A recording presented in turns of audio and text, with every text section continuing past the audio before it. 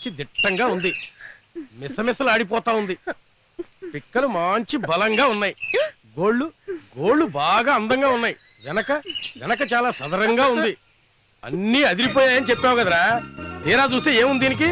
మంచి ఏనుగంటే 4 కాళ్ళు, 1 తొండం, ఎంత ఒళ్ళుంటే సరిపోయింది అనుకున్నావా? నేను చెప్పిన దానికి ఇష్టం అయితే ఇక్కడ ఉంచు.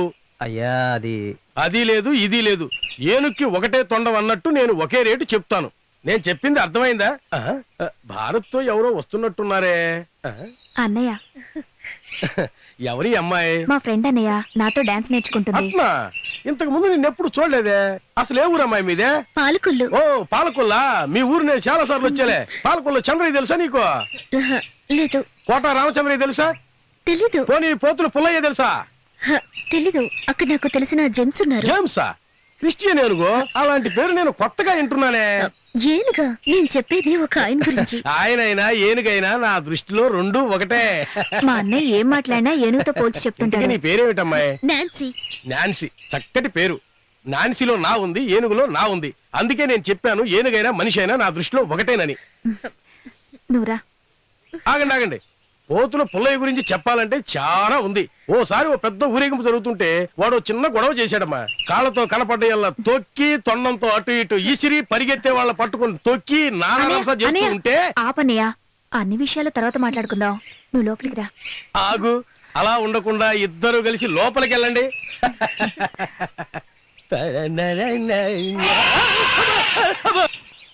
మా ఊళ్ళో ఇలాంటి ఏనుగులు ఏమీ ఉండవు.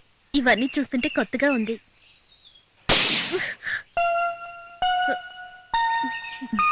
మా అన్నయ్య కూతురు గీత, మెంటల్లీ తను డిజార్డర్. పాపా, నువ్వు నాతో వస్తావా? గీత ఈవిడ నా ఫ్రెండ్, ఈవిడతో నువ్వు వెళ్తావా? గీతకి దేవన్ని అంటే ఇష్టం, ఆ తర్వాతే మేమంతా. నువ్వు పద.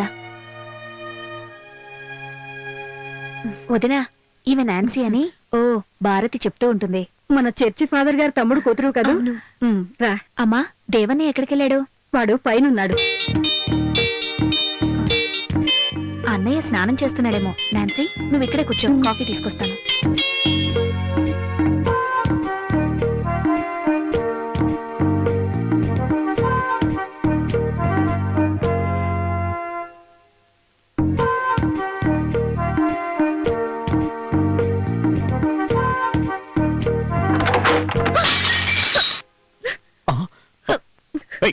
నిన్ను అసలు నువ్వు ఇక్కడికి ఎందుకు వచ్చావు?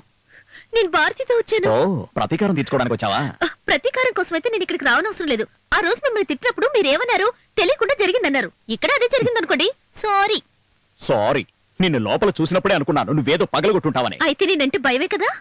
చాలా భయపడ్డాను. భయపెట్టడానికి నువ్వెవరే? నేను తెలీదా? మళ్ళీ చెప్పదే మాట. తమరు ఎన్నిసార్లు అడిగినా ఇదే మాట చెప్తాను. తమరు దయచేయండి, లేకపోతే మెడపట్టి బయట గిట్టుతా. నేను వెళ్తాను, ఊరికి అరవకు. అంతకు ముందు నేను ఇక్కడికి ఎందుకు వచ్చానో తెలుసా? ఎందుకు? మీతో కొంచెం మాట్లాడాలి. ఏంటో త్వరగా చెప్పు. చెప్పమంటావా? ఏంటిది? ఏమైంది భారతి? ఎవరు ఏడుస్తున్నారు? ఏమైందో అరవకుండా చెప్పు. ఏంట్రా? ఏం జరిగింది? ఏమైందో నాకు తెలియదమ్మా. ఈ అమ్మాయి ఉన్నట్టుండి గట్టిగా అరిచింది.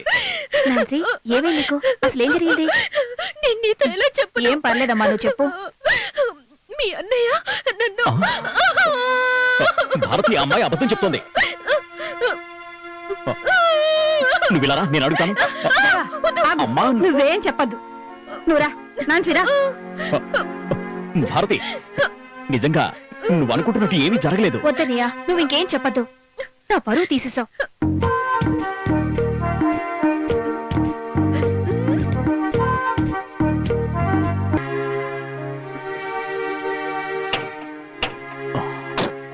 కొంచెం ఎక్కువైందేమో. లేదు, బానే కాదరా, కొంచెం ఎక్కువైంది. ఏంటి? వద్దు నాన్సీ,